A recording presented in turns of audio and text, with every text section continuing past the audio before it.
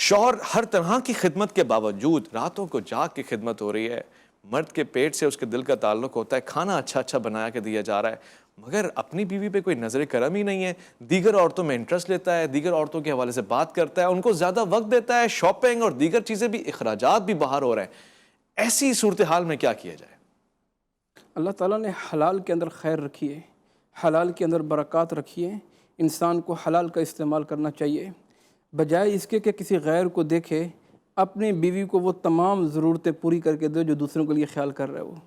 تو آپ دیکھیں شادی سے پہلے ایک دوسرے سے کیسے خیالات ہوتے ہیں، گھومنا پھرنا ہوتا ہے، جو منقوہ ہونے والی ہوتی ہے ان کے ساتھ ڈیٹنگ پہ جا رہے ہوتے ہیں، فلاں فلاں کام ہو رہے ہوتے ہیں، اور شادی کے بعد وہی بیچاری گھر میں سڑ رہی ہوتی ہے۔ تو یہ چیزیں نہیں کرنی چاہیے، بلکہ اس کے حقوق جیسا ہم ذکر کر رہے تھے اسلام نے بیان کیے ہیں۔ اگر 4-5 کام کر لیں، سب سے پہلے تو اظہار محبت، یہ ختم ہو گیا، اس کا فقدان ہو گیا۔ اگر بیوی کو چاہیے شوہر، اور شوہر کو چاہیے بیوی سے اظہار محبت کرے، ایک کلمہ جو اسے خوش کر دے، جو اس کو اس کے چہرے پہ خوشی لے کے، وہ کیا ہے کہ میں آپ سے محبت کرتا ہوں۔ اگر یہ کوئی کلمہ کہہ دے، آج تو یہ ہے کوئی کلمہ کہتا ہے تو بیوی کہتی ہے آج تک تو مرتا رہے، پیٹتا رہے، کبھی اچھا نہیں کہا تم نے، آج کیا ہو گیا؟ آج تانے مارتی ہے، تو تم نے اس کو بھی کہا تھا۔ حالانکہ شروع سے وہ لے کے چلے تو محبت کا اظہار کرے۔ بیوی کا کام یہ ہے کہ قبول کرے۔ جیسے نکاح ہوتا ہے، نکاح اس میں سب سے اہم رکن کیا؟ ایجاب اور قبول۔ وہ کہتے ہیں میں نے قبول کیا، اس کی خوبیوں کے ساتھ بھی، اس کی خامیوں کے ساتھ بھی، تو لہذا وہ ایڈجسٹ کرے، خوبیوں کو بھی قبول کرے اور خامیوں کو بھی قبول کرے۔ یہاں ایک میں آپ کو دلچسپ واقعہ سنانا چاہتا ہوں۔ ہمارے ایک بہت بڑے عالم دین ہیں، ان کے پاس فیصلہ گیا میاں بیوی کے درمیان طلاق کا، کاغذ بھی سامنے تھے۔ اس نے کہا میری خاطر 1 ہفتہ صبر کر لو، 1 ہفتہ آپ نے گھر میں آنا ہے، سلام کرنا ہے، جب یہ آئیں گی تو انہوں نے سلام کرنا ہے۔ تو 1 ہفتے تک وہ دوبارہ واپس آئے تو ان کا ہمیں کاغذ دے دو۔ مفتی صاحب کہتے ہیں میں ڈر گیا کہیں ایسا نہ ہو کہ یہ طلاق سہن کر لیں۔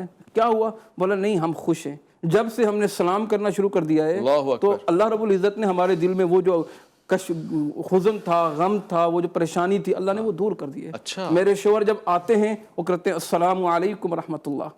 اس کے کتنے بڑے آثار ہیں کہ وہ جو فتنے تھے، وہ جو تنگیاں تھی، اللہ نے دور کر دی۔ صرف سلام کرنے کی برکت ہے۔ نبی علیہ السلام نے فرمایا افشوا السلام، سلام کو عام کریں۔ آج ہم گھر میں داخل ہوتے ہیں، غصے میں آتے ہیں، بھرے ہوئے آتے ہیں، سب سے پہلا غصہ بیوی پہ نکالتے ہیں۔ ایسا نہیں، آپ سلام کریں، سلام کرنے سے اللہ محبت پیدا کر دیتے ہیں۔ سلام کریں، الفت پیدا ہوتی ہے۔ میاں بیوی ایک دوسرے کے حقوق کو سمجھیں۔ قرآن کریم میں اللہ نے فرمایا کہ میاں کے بیوی پر حق ہیں، بیوی کے شوہر پر حق ہے۔ کہا ہن لباس لکم وانتم لباس لہن، تم ان کے لیے لباس ہو، وہ تمہارے لیے لباس ہے۔ حتیٰ کہ وراثت کے اندر میں اسلام نے حصہ دیا کہ اگر بیوی کا انتقال پہلے ہو گیا تو بیوی کا وارث شوہر ہے۔ اگر بیوی کی اولاد کوئی نہیں ہے تو شوہر کو آدھا ملے گا، آدھا، نصف، اور اگر اولاد ہے تو اس کو ربع ملے گا۔ اسی طرح اگر شوہر کا انتقال ہو گیا، بیوی کا حصہ رکھا ہے، اولاد ہے تو 8واں حصہ ملے گا۔ یعنی اسلام نے کتنا خیال کیا۔ اولاد نہیں ہے تو ربع، 4تھا حصہ ملے گا۔